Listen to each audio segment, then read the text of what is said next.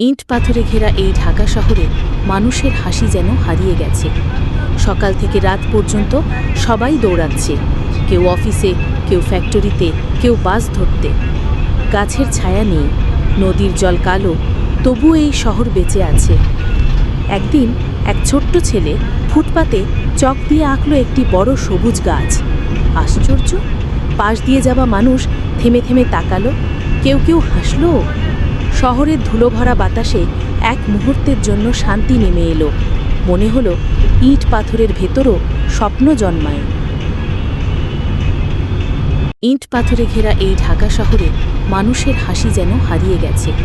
সকাল থেকে রাত পর্যন্ত সবাই দৌড়াচ্ছে, কেউ অফিসে, কেউ ফ্যাক্টরিতে, কেউ বাস ধরতে।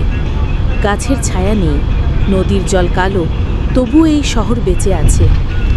একদিন এক ছোট্ট ছেলে ফুটপাতে চক দিয়ে আঁকলো একটি বড় সবুজ গাছ।